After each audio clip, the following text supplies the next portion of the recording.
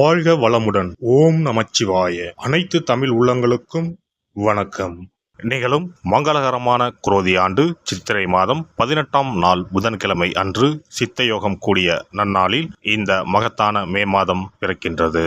இம்மாத கிரகநிலை என எடுத்துக்கொண்டால் மேஷத்தில் சூரியனும் சுக்கிரனும் இணைவில் உள்ளனர். ரிஷபத்தில் குரு பகவானும், கன்னி ராசியில் கேது பகவானும், சந்திர பகவான் மாத தொடக்கத்தில் மகர ராசியிலும், கும்பராசியில் சனி பகவானும், மீன ராசியில் ராகு பகவான், செவ்வாய் பகவான், புதன் பகவான் சஞ்சாரம் செய்கின்றனர். இம்மாத கிரக பெயர்ச்சி என எடுத்துக்கொண்டால் புதன் பகவான் மே மாதம் 10ஆம் தேதி மீனராசியில் இருந்து மேசராசிக்கும், சூரிய பகவான் மே மாதம் 14ஆம் தேதி மேசராசியில் இருந்து ரிஷபராசிக்கும், சுக்கிர பகவான் மே மாதம் 19ஆம் தேதி மேசராசியில் இருந்து ரிஷபராசிக்கும் பெயர்ச்சி அடைகின்றனர். இந்த கிரக சஞ்சார அமைப்பினால் இம்மாதம் உங்கள் வாழ்வில் ஏற்படக்கூடிய சுப மற்றும் அசுப பலன்கள் என்ன என்பதனையும், அசுப பலன்கள் ஏற்படுமாயின் ராசிக்காரர்கள் செய்ய வேண்டிய பரிகாரம் என்ன, வணங்க வேண்டிய தெய்வம் யார் என்பதனை பற்றியும் காண்போம்.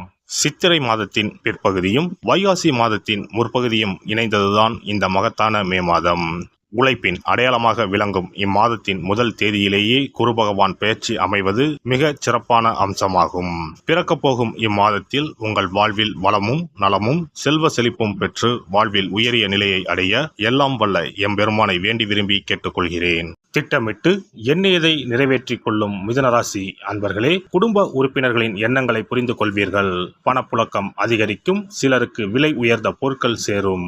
வழக்கு விவகாரத்தில் பொறுமையாக இருப்பது நல்லது. அவ்வப்போது தோன்றும் வதந்திகளுக்கு முற்றுப்புள்ளி வைப்பீர்கள். வாக்கு வன்மை மேம்படும். தனத்தானிய விருத்தி உண்டாகும். ஆன்மீகத்தில் நாட்டம் அதிகரிக்கும்.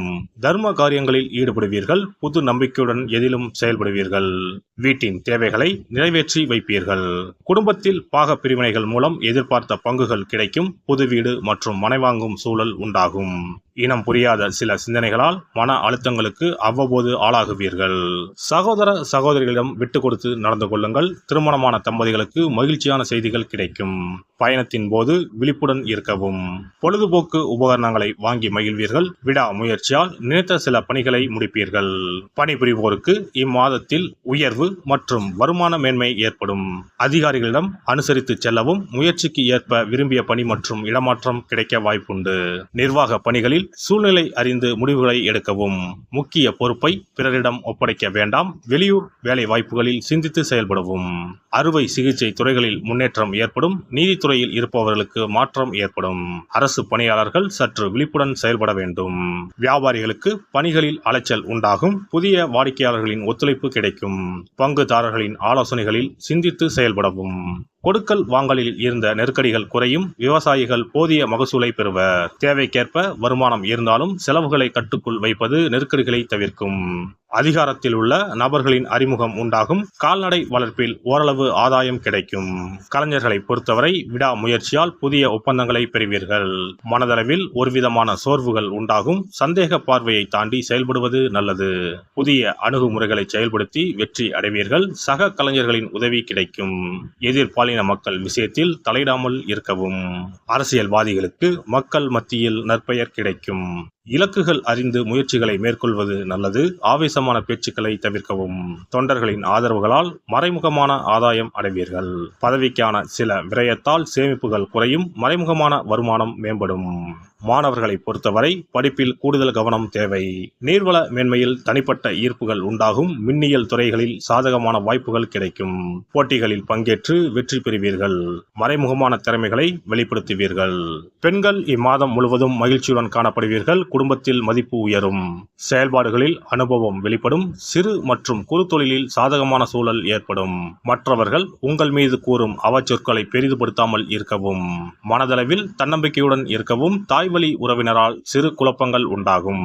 பணிபுரியும் இடத்தில் பொறுப்புகள் மேம்படும். புதன்கிழமை தோறும் ஸ்ரீரங்கம் ரங்கநாதரை வணங்கி வர கவலைகள் விலகும். இம்மாத துவக்கத்திலேயே குரு பெயர்ச்சி இருப்பதனால் உங்களுக்கு அருகில் உள்ள குரு பரிகார ஸ்தலங்களுக்கு சென்று குரு பகவானை வணங்கி வரலாம். குரு பகவான் திட்டை வசிஷ்டேஸ்வரர் ஆலயத்தில் சுவாமிக்கும் அம்பாளுக்கும் இடையில் ராஜகுருவாக எழுந்தருளி அருள்பாலித்து வருகிறார். இவருக்கு இந்த தலத்தில் ஆண்டுதோறும் குரு பெயர்ச்சி விழாவும் அதனையொட்டி லட்சார்ச்சனையும் குரு பரிகார ஹோமங்களும் சிறப்பாக நடைபெற்று வருகின்றன. இங்குள்ள குரு பகவானை வேண்டினால் கல்வி செல்வம், பொருள் செல்வம், குழந்தை செல்வம் உள்பட அனைத்து செல்வங்களும் எளிதில் கிட்டும். சிறப்பு பதிவு. இனி அக்ஷய திருதியை 2024 எப்போது, இந்த நாளில் எப்படி வழிபட்டால் தங்கம் சேர்ந்து கொண்டே இருக்கும் என்பதனை பற்றி காண்போம். அக்ஷய திருதியானது ஒவ்வொரு ஆண்டும் சித்திரை மாத வளர்பிறையில் வரும் திருதியை திதியில் கொண்டாடப்படுகிறது. 2024 ஆண்டில் மே மாதம் 10ஆம் தேதி வெள்ளிக்கிழமை வருகிறது. அன்று காலை 6:33 துவங்கி மே 11ஆம் தேதி காலை 4:56 வரை திருதியை திதி உள்ளது. மகாலட்சுமிக்கு மங்களகரமான வெள்ளிக்கிழமையில் இந்த ஆண்டு அட்சய திருதியை வருவதால் இது கூடுதல் சிறப்புடையதாகவும் அதிக முக்கியத்துவம் வாய்ந்த நாளாகவும் கருதப்படுகிறது. இந்த ஆண்டு அக்ஷய திருதியை அன்று அபுஜ முகூர்த்தம் இணைந்து வருகிறது. அன்றைய தினம் நாள் முழுவதும் அபுஜ முகூர்த்தம் உள்ளது. அபுஜ முகூர்த்தத்தில் எந்த காரியத்தை துவங்கினாலும் அது வெற்றி அடையும் என்பது நம்பிக்கை. அதனால்தான் இந்த நாளில் தங்கம் வாங்குவது மிகவும் மங்களகரமானதாக சொல்லப்படுகிறது.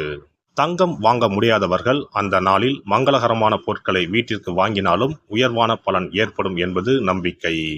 புராணங்களின்படி திருமாலின் அவதாரங்களில் ஒன்றான பரசுராமர் அவதாரம் செய்தது அட்சய திருதியை தினத்தில்தான் என்று சொல்லப்பட்டு வருகிறது.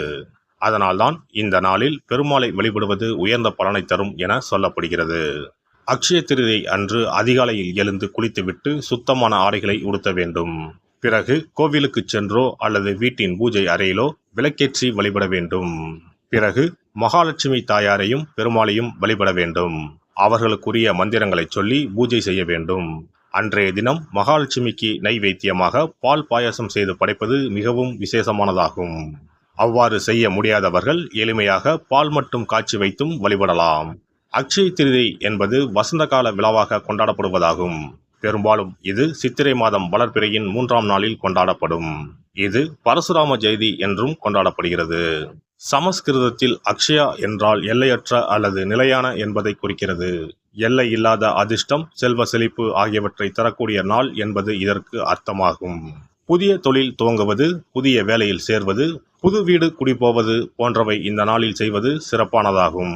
இது வாழ்வில் முன்னேற்றத்தை பெறுவதற்கான ஒரு நாளாக கருதப்படுகிறது.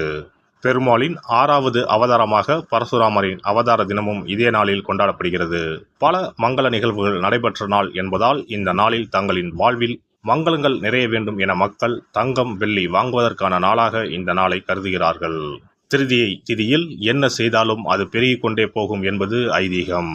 அதனால்தான் தங்கம் அதிகமாக சேர வேண்டும் என்பதற்காக இந்த நாளில் மக்கள் தங்கத்தை வாங்குவது வழக்கமாக வைத்துள்ளனர்.